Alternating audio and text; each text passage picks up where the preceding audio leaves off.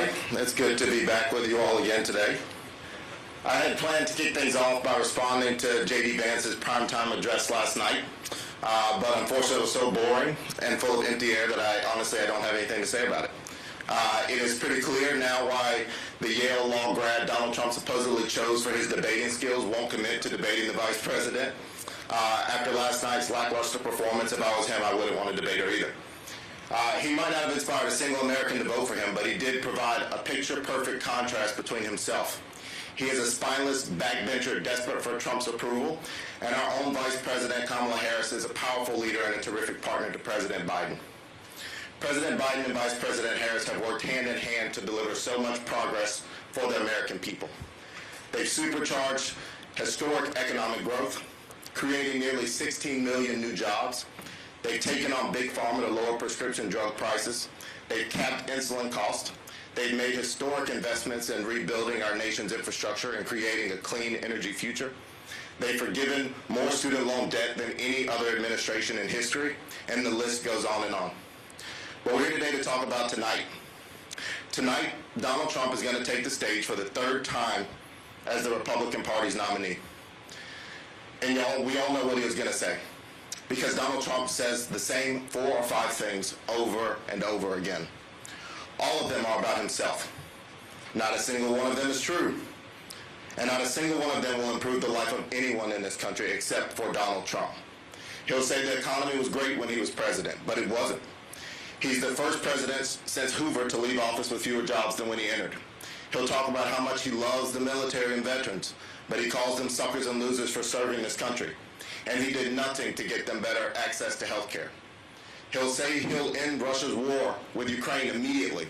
Sure, but by giving Putin everything he wants and abandoning our allies. He'll talk about securing the border, but he won't talk about how he separated children from their mothers, children that we're still reuniting with their families today. The architect of the very plan straight out of Project 2025 spoke last night. And he won't talk about taking the toughest, fairest border deal in decades because he thought it would help him politically. Let's talk about what you won't hear. But you would if you attend any Trump's MAGA rallies. They're going to lie about the 2020 election being stolen, lies about January 6th insurrectionists being hostages and promises to pardon them, praise for authoritarians and white supremacists, comparisons of his political opponents to vermin, assertions that immigrants are poisoning the blood of the country, promises to be a dictator on day one and a bloodbath in this country if he loses, bragging about overturning Roe v. Wade and abortion bans across the country that have followed. And then there's the sharks, windmills, electrocutions, and of course, mentions of Hannibal Lecter. And let's also talk about how tonight will be a capstone to a convention that was allegedly going to be all about unity and bringing Americans together. Well, nothing says unity like disturbing floor placards calling for mass deportations on day one. Really uniting. Nothing says unity like inviting the architect of family separation onto the stage to speak. Nothing says unity like leading the fight chants from the main stage. Nothing says unity like calling the free press fake news, telling them that they're worn out their welcome.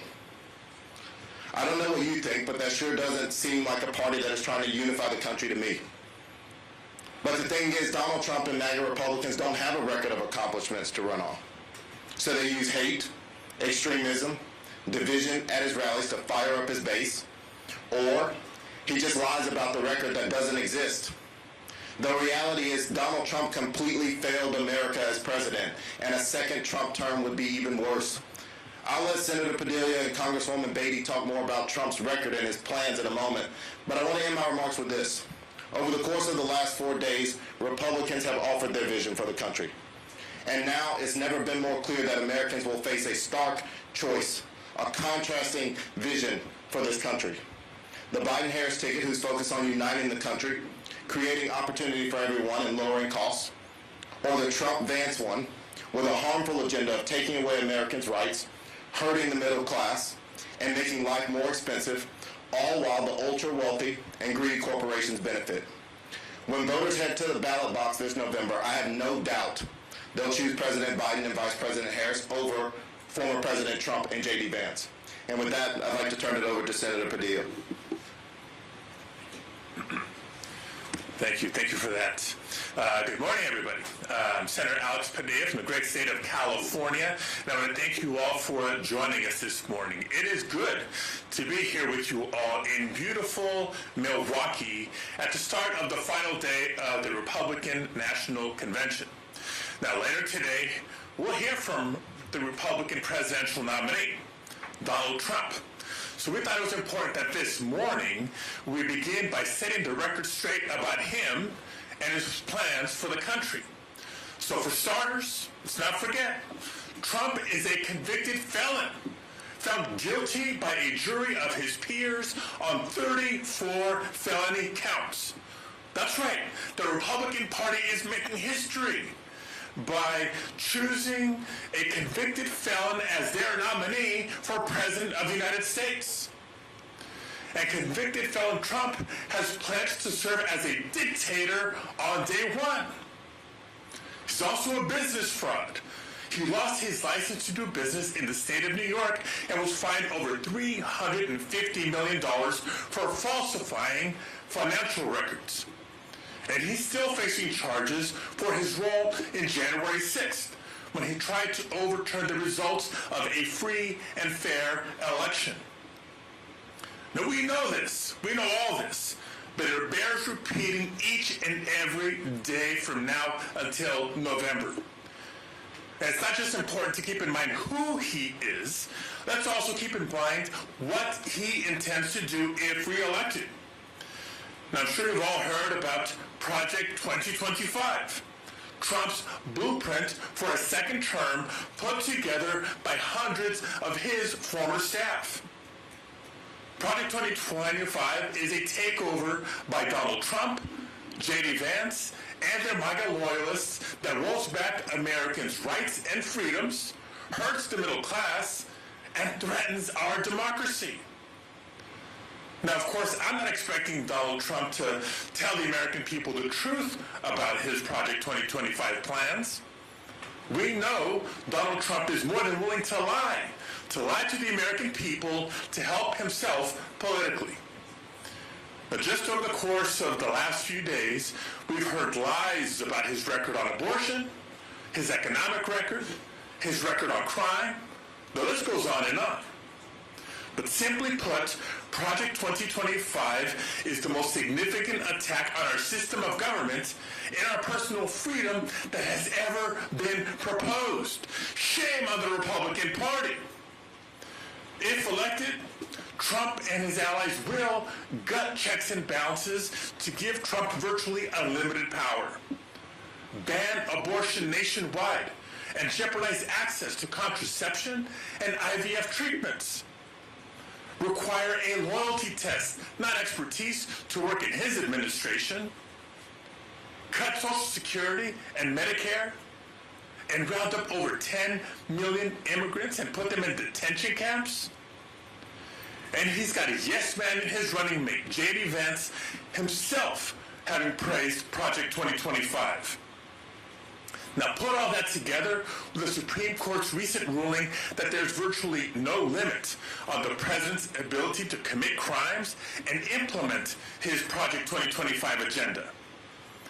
Instead of a government of, by, and for the people, Trump is seeking to build a government of, by, and for himself and his loyalists. I know it's been a busy news cycle, but it's important that we make clear what a second Trump term would hold, and how the contrast could not be clearer with Joe Biden's record and Joe Biden's vision for the future. Unlike Trump and Project 2025, President Biden's second term will be focused on the working people of America. Now, we have a hell of a fight in front of us, but Joe Biden and Kamala Harris are ready to lead that fight. They're going to lead the fight to restore reproductive freedom for every American.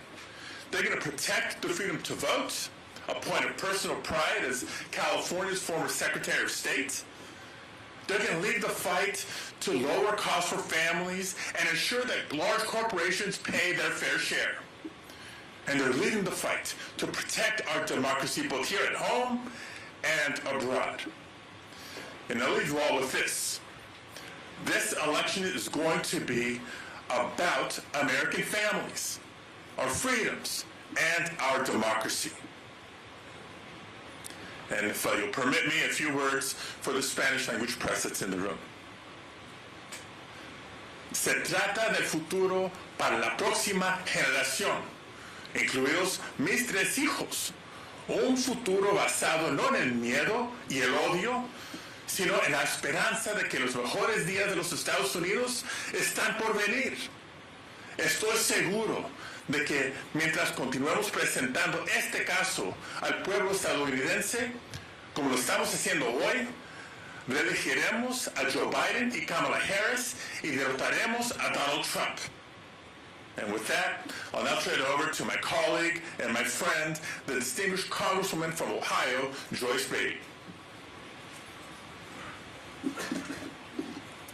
Good morning, everyone. I'm Congresswoman Joyce Beatty from the great state of Ohio.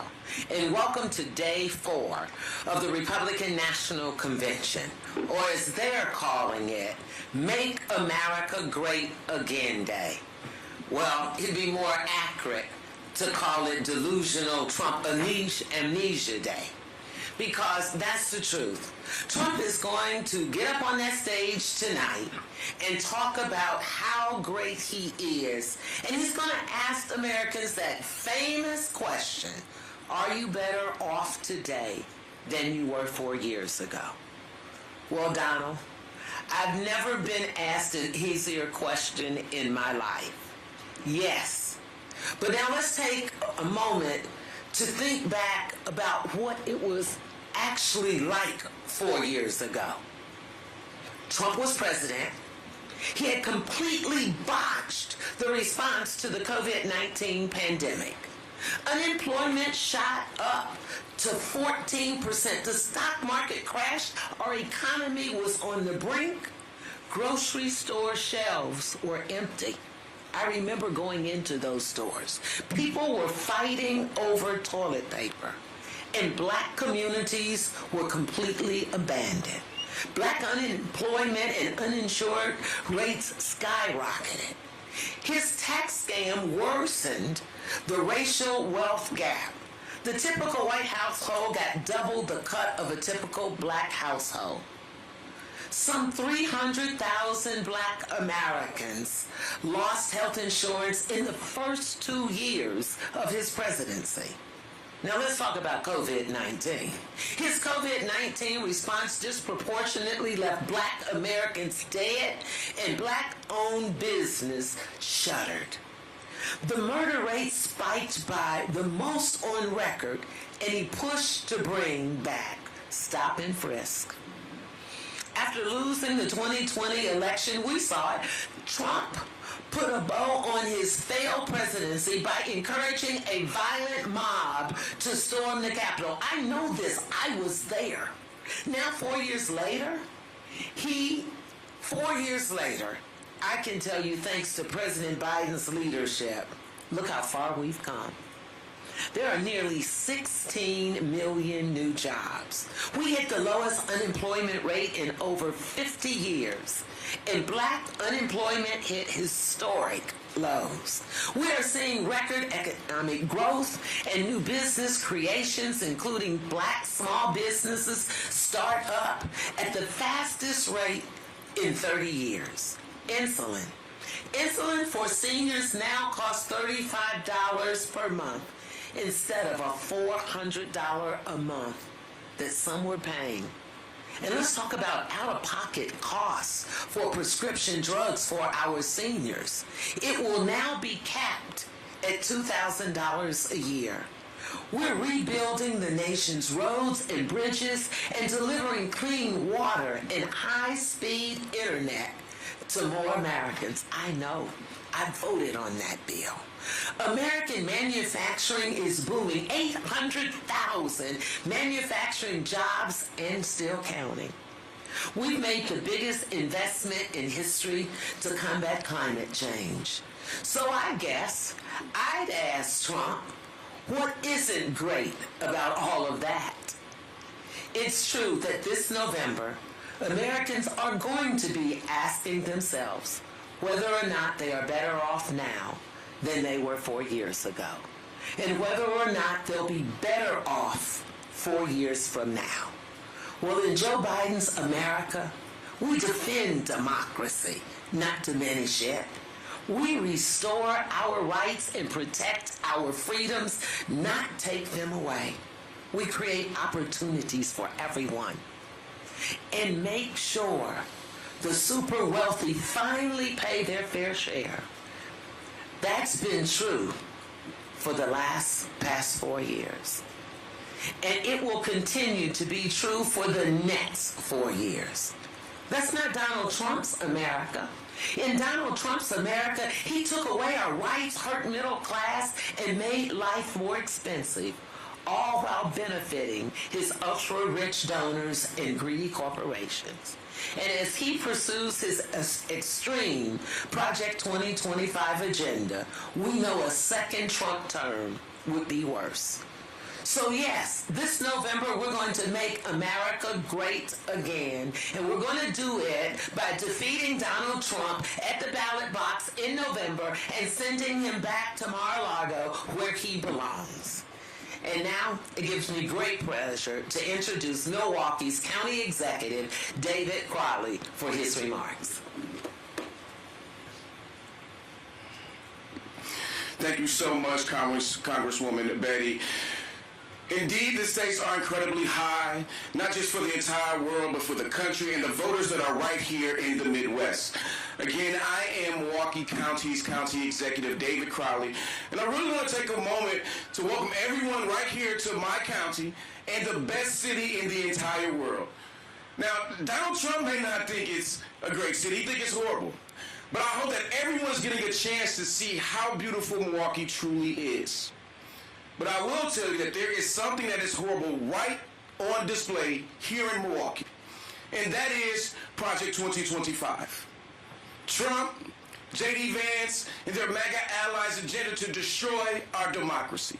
They want to gut checks and balances. They want to solidify power in the Oval Office, and they want to raise costs for hard-working Wisconsinites while cutting taxes for the rich and powerful. Now, Trump may be trying to distance himself from this now, but this was not only his, but this was his team's pet project. He can't hide from this reality, especially right here in Wisconsin. The people of Wisconsin know exactly how extreme and dangerous Trump really is. Now, this year alone, Trump has repeatedly claimed that he won the election right here in Wisconsin in 2020. And we clearly see that he's obsessed with that lie. And now he's saying that he wouldn't even accept the outcome of this year's election if he doesn't win. Not only that, Trump claims that there will be a bloodbath if he loses this election. He's promised to pardon January 6 rioters who in an attempt tried to prevent the peaceful transfer of power, violently attacked our nation's capital as part of a mob that killed a police officer. Let's not forget about that. And most worrisome of all, he promises to be a dictator on day one. Which reminds me of a line, actually, that President Biden likes to say, which is, you can't only love your country when you win. You absolutely can't. And thankfully, the road to the White House runs through Wisconsin, and this is a state where voters have rejected extremism again and again and again. Whether it was last year when we protected reproductive rights by electing Justice Protasiewicz, or in 2022 when we elected our fantastic governor, Tony Evers, or back in 2020 when we sent Joe Biden to the White House. Now, my fellow Wisconsinites and myself, I know that we're going to vote. And we're going to vote to keep him there in November because we know exactly what is on the line. We know that we have to protect our democracy because there is no other option. And with that, I'd like to hand it back to Quentin for any questions. Thank you. Okay. Thank you. I'm going to do this question in Spanish. They allow me to do that. This is for Senator Padilla. Thank you for doing that. Senator Padilla, thank you for doing this. Los republicanos han estado mencionando el tema migratorio como una constante en toda esta convención, pero de una forma completamente negativa, invasión, criminales y que solamente vienen a destruir el país. ¿Qué mensaje les envía usted a los inmigrantes latinos particularmente, porque son la mayoría finalmente los que están en este país? ¿Qué riesgo podrían tener si gana Donald Trump? Sí, bueno, el asunto de migración y migrantes es un asunto que mejor que cualquier otro nos da el ejemplo de la diferencia entre el Partido Demócrata y el liderazgo del presidente Biden, el Partido Republicano y la amenaza que es Donald Trump. Lo han hecho muy claro. El Partido Republicano y Donald Trump, si es elegido, quieren deportar a más de 10 millones de inmigrantes de los Estados Unidos.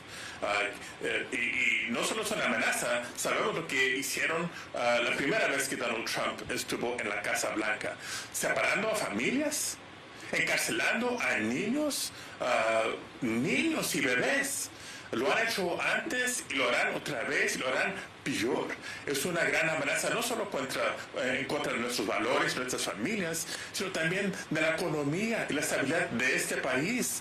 Hay mejor que respetar a las contribuciones y el trabajo de tantos migrantes en comunidades en todas las áreas del país. Es lo que ha hecho el presidente Biden, respetando, reconociendo y luchando para mejores protecciones y reformas migratorias para ayudar a nuestras familias y fortalecer nuestras comunidades y el país.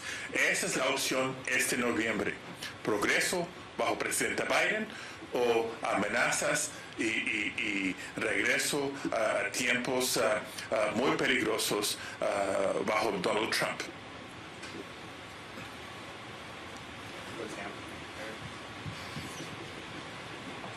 Hi, thank you. I have a question for Quentin and one for the senator. Quentin, first, how's the president doing today? And then also there are reports that he's more receptive to conversations about leaving the race. And I see you smiling. Is that true? And is the campaign working on scenarios where Vice President Harris would take the lead? And then also for Senator Padilla, your future colleague in the Senate, Adam Schiff, put out a statement calling on President Biden to pass the torch. He seems very concerned, as do many of your colleagues, that the president is going to bring the whole party down with him. Do you believe that it is sustainable for the president to stay in the race? So on the first question, the president is feeling fine. He is self-isolating in Delaware. He's continuing to make calls and do work. He has some official meetings today, a lot of campaign calls that he's getting through, I think some Zoom calls that he's hopping on potentially. And as for the second question, look, the vice president is a part of the Biden-Harris ticket. Our campaign is not working through any scenarios where President Biden is not the top of the ticket. He is and will be the Democratic nominee. I think when it comes to if he is open or being receptive to any of that, look, the president has said it several times. He's staying in this race. I talk to the president every single day in some form of Zoom or phone call. He's usually fact-checking me on a statistic that I got wrong. 15.5 million jobs is very different than 16 million. But the president is in this race. He's going to, and we look forward to him accepting the delegates in Chicago and continuing with this race to talk about what's at stake. And I'll just add, yes, I know President Biden well. He's not skipping a beat. He may have to isolate a little bit because of COVID, and that shouldn't surprise anybody. Look, I represent California. COVID numbers are up. It's part of our new reality. But Paxlovid, yes. Bleach, no. I'll say that again in case you didn't get it. Paxlovid, yes. Bleach, no. And so he's going to continue to work, even if it's via phone, via Zoom. He's got a tremendous day job. Let's not forget about that. And he's continuing to aggressively campaign. Now, to your question about my colleague to be Adam Schiff, who I've known for many years, respect tremendously, but couldn't disagree more on this issue. I mean, for anybody wondering whether President Biden is committed, members of Congress got a letter last week and a half ago. He's thought about it. He's been approached, and he's decided. I know, having spoken to him personally, he's committed to the campaign. He's committed to winning in November because we want to continue the progress we made on his leadership and because we know the dangers of Donald Trump. Look, as far as the campaign goes, nobody's predicting a landslide this November in any direction. It was a very close race 4 years ago, and it's going to be a close race this November. But the numbers that I've seen, the data that I've seen, the polls that I've seen show that we're more than in the ball game. But we have 109 days left. And we need everybody in our team working hard, talking to voters, organizing, mobilizing, getting ready to get out the vote, because there's too much at stake this November to do otherwise.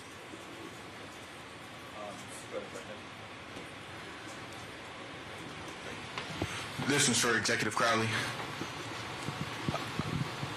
This whole press conference and this week has been about Project 2025, but it seems like a majority of Americans aren't going to read that long policy. Here in Milwaukee specifically, you said it yourself, the presidential election will go through this state. How are you guys trying to communicate that to Milwaukee County voters, your guys' views on the policy? Absolutely. I think that's a great question. When it comes down to 2025, I mean, this is basically a document, particularly for a community that has minority of folks living in it, to where it doesn't benefit us. Quite frankly, it's looking to take away many of the rights and freedoms that we have fought for and been able to take advantage of, and really taking those rights away. But it's not just about Project 2025. I think having the Republican National Convention gives us the ability to also show that stark contrast when it comes down to the message. And while, frankly, this gives us an opportunity to get some free advertising to the entire world for Milwaukee, this also gives us an opportunity to, again, bring issues that directly impact our community. Folks want to know what we're going to do about affordable housing, how we're creating opportunities for them to lower the cost that they're seeing in the grocery stores, so making sure that their children still have access to great quality public education, making sure that we can continue to expand mental health and opioid addiction treatment services.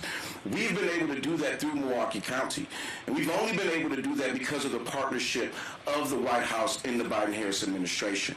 And as long as we can continue to get on the grounds, talk to our grassroots organizers, and continue to work with our organizations, telling that Democratic story and sharing our vision, there's no doubt in my mind that we'll be able to win this election.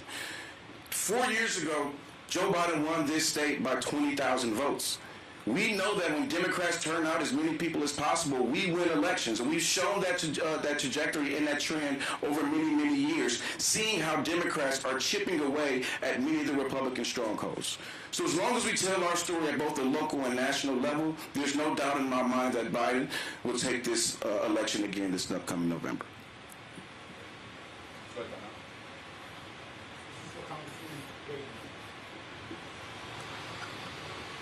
Project 2025 is polarizing, we all know that. But for the last 3 days, I haven't really heard it mentioned in any of the speeches, virtually non-existent in the speeches. Why do you believe that it's not being talked about inside FISA reform, but it's being talked about outside FISA reform? I think that's a good question. And I think the answer to that is you have Donald Trump trying to distance himself from it, and we know that's not true. You have J.D. Vance embracing it because he will be the face of it. I think they don't want to talk about it because they know the American people will start asking more questions. They're already trying to shield this 900-page document. If you look at the summary or you read the whole document, it will talk about the pillars that they have, how they're going to have, what their transition is, what their first days will be like. Then they have this whole thing about the employees are going to be in a LinkedIn database, and if that's not worrisome enough, they then are creating a presidential administration academy to train these individuals to be like Donald Trump. But if you get into the guts and the meat of it, do they want to tell America that they are going to dismantle the Department of Education? Do they want to tell America that they are going to do away with diversity, equity, and inclusion and take all federal funding away? No. You know why? Because that will make more Democrats be energized. That will make Black America get their attention when you talk about all of the things that they're going to do in this dictatorship that will not be good for the soul of this nation, and it won't be good for the American people. So they're hiding it, and that's what they do best. They put sound bites together that aren't attached to any real transition plan or any leadership. We saw that when Trump was president and what his 4 years were like. Boston Globe. The Republicans seem totally united behind Donald Trump here, and yet we continue to hear reports of Democratic concerns about President Biden at the top of the ticket. We see polling to that extent. They just mentioned Representative Schiff. How do Democrats counter this unified Republican front this fall? We have to counter it with unity. And the sooner we get past talking about this and talking about what's at stake and what we've heard for the first 3 nights of this convention and what we're going to hear tonight from Donald Trump, the better off we'll be. I mean, a question was just asked about Project 2025. A rose by any other name is still a rose. They are talking about it and what they want to do, and I encourage Americans who are not hearing them say the words Project 2025 on the convention stage to tune into these MAGA rallies. They double down on it every single time, and when they get in front of any type of bigger audience, they try to censor themselves because they know that these issues are deeply unpopular. And I think that all you have to do is look at it. J.D. Vance wants a nationwide abortion ban. He is going to be the poster child for this, as Congresswoman Beatty just said. He wrote an op-ed about wanting to repeal Obamacare in the New York Times. They put the architect of family separation on stage last night and then branded it about talking about that they want to unify this country. There's nothing unifying about that. And so Democrats have to come together to talk about the work that they have done for the past 3.5 years under President Biden, capping prescription drug costs, expanding health care services to our veterans, making sure that they're going to be taken care of when they come home, lowering the cost of prescription drugs for everyone, trying to push for a fair tax code, actually doing something about immigration and not just lying about it. And that is our policy and that is our stance. And we're going to continue to do everything we can to make sure that we're drawing a very stark contrast between the two different visions of this country, and I think that Republicans are showing us exactly who they are. Can I just follow up quickly for Senator from New York? Senator Beatty, do you think the party at this point can unify behind President Biden, given all the doubts, the public doubts by a lot of your colleagues? Let me just say I am very comfortable that we will be more unified because we understand that diversity is our strength. And we are a party of diverse individuals, but we also recognize greater than that unity is our power. So we're having some family discussions. I'm comfortable that we'll work through it. President Biden has given us the answer that he's staying in the race, and we're supporting him. I agree. We will unite. Our convention is still a few weeks away, but it'll be here before you know it, and you're going to see the unity not just during the Democratic National Convention, but in the days that remain between now and November 5th because of the important work that we have to do on the campaign trail. I would also differ with you on this. What you're going to see from Democrats is unity. What you see from Republicans isn't unity. It's falling in line. Donald Trump has bent this political party to his will. They do not allow for dissent, and that's why you haven't heard it at the convention.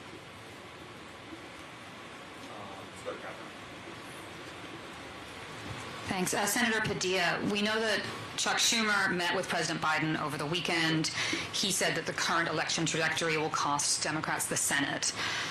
And our understanding is he's reflecting the view of your caucus. What is your understanding of how your colleagues feel? Are you hearing this concern? Look, we're Democrats, so of course there's going to be a little diversity in what folks are thinking and feeling. But I can share with you this. In my spare time and with my wife's permission, I serve as a vice chair of the Democratic Senate Campaign Committee. So yes, our incumbents in some of the tougher states are facing tough elections, but they're doing well. And I do think there's a difference between the presidential campaign, politics and strategy, and state-by-state Senate campaigns, politics and strategy. The reason Sherrod Brown has won over and over again in Ohio, the reason John Tester has won over and over again in Montana and others is because they run on their record and put together a unique coalition of voters to get elected and re-elected. So I feel good about the campaigns that they're running thus far. There you go. No, Senator Schumer delivered this message to President Biden? It's been reported publicly. The representatives of President Biden met with our Senate Democratic Caucus last week and heard the diversity of views. I wish equal attention was being paid to the views of the many, many Senate Democrats who are completely supportive and actively helping the Biden-Harris ticket as the attention that's being paid for those that may be questioning or worrying look, President Biden's been around the block more than once or twice. He'll hear from anybody.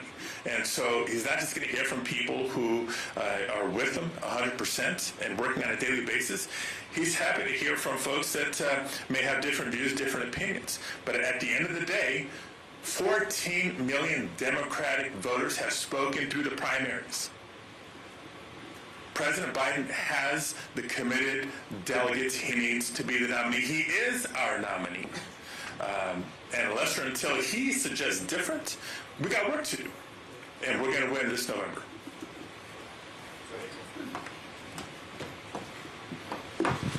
Hello, so I wanted to hear from you guys. So what do you think voters should listen from former President Trump tonight? Thank you. I appreciate the question. It's pretty refreshing that we get to actually talk about what's at stake in this election. I think that Donald Trump is going to get on stage and try to write a revisionist history, one where he thinks that he is above the law. One where he doesn't think he should be held accountable for his actions. He is going to lie about his record of job creation. He's going to try to moderate his position on abortion when the fact is that he wants a nationwide abortion ban and believes that women should be punished, their doctors should be jailed, that their pregnancy should be monitored. He is not going to say Project 2025 by name, but I think if you listen to it, you are going to hear all the elements of Project 2025 come out of his mouth. He's not going to talk about wanting to eliminate governmental agencies. He's not going to talk about wanting to fill them with loyalists, but look at what this convention has been for the first 3 days. He is going to continue to lie to the American people. He only cares about himself. He only cares about being a would-be dictator. And so I think we're going to continue to see more of the same Donald Trump that America has come to see for the past 7.5 years since he's entered the political realm. And unfortunately, it's just filled with more lies and things that are going to double down and hurt people and continue to rip away rights and freedoms from millions of Americans across this country. He's not going to double down on what a black job is. He's not going to double down on his stance on immigration and that he believes in family separation. That is who Donald Trump is, and the Republican Party has bent the knee to this would-be dictator and will continue to do anything they can to give him what he wants because it benefits him politically and they think it benefits them. But they're wrong. And our campaign is going to continue to make that case to the American people.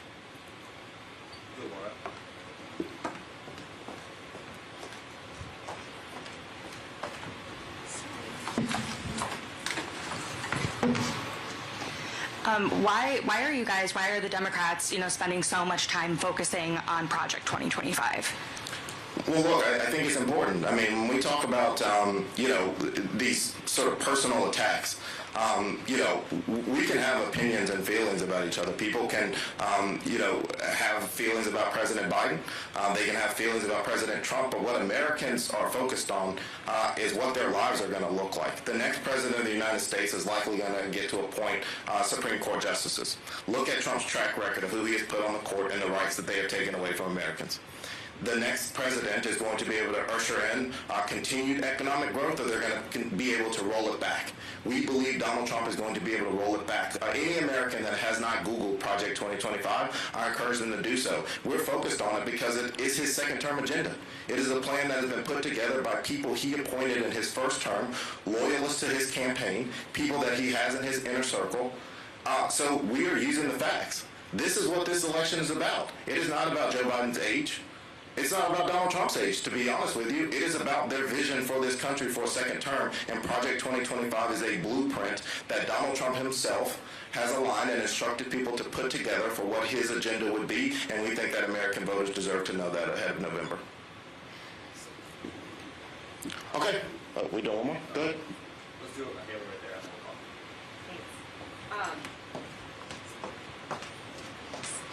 So there have been some reports that the president is working towards a decision regarding his path forward. I just want to be clear. Is the president reevaluating his decision to stay in the race? And has the campaign seen any indications that he is less likely to win against former President Donald Trump? And if so, are advisors sharing that data with him? Look, I talk to the president every day, like I said. He is not wavering on anything. The president has made his decision. I don't want to be rude, but I do not know how many more times we can answer that. Joe Biden has said he is running for president of the United States. Our campaign is moving forward, drawing a vision and a contrast between that of Project 2025 and what we have seen for the past 3 days here in Milwaukee, the extreme agenda of Republicans, and that's where our focus is. There are no plans being made to replace President Biden on the ballot, and President Biden is cognizant. This is a margin of error race. Folks are acting like before the debate we somehow said this was going to be a landslide victory for Democrats. We have always said this race is going to be close. We know it is a margin of error race in all the battleground states, and we're going to continue to do the work to make sure we win it. That's why our campaign is focused on opening field offices, getting volunteers, hiring battleground staff. We don't see that at all on the Republican side. So our focus in this election is very, very clear, and we have a job to do over the next several months, and I look forward to doing it. Thank you all. Right. How is he going to can we expect the president to counter Trump's message tonight? Any public videos or statements tonight from him? Well, I think you can probably expect a statement from the president, but I think that, the president is countering Trump's vision every single day. I think when you take a look at the last several days, unfortunately, where the president got COVID, look at where he was. He was in Las Vegas talking to the NAACP. He is with core constituencies in the Democratic Party talking about it. And again, the folks with the most at stake are supporting Joe Biden. African Americans, Latinos, we're the ones who are going to suffer the most if Donald Trump gets reelected. Women, and I don't mean to be brash or harsh about it, but I think we should take a look at the people calling for the president to step aside and the people who have the president's back. That is not what we're seeing when the president is in Wisconsin, when the president is in Michigan, when the president is in Pennsylvania. We hear chants of 4 more years. Stay, Joe, stay. And it's because they know the president has their back and he's going to continue to do so. So President Biden's focus is very clear. Our campaign's focus is very clear. We care about voters. Voters are going to decide this election, and that's where our focus has been since the moment he announced for re-election. Thank you, guys. Thanks, everybody.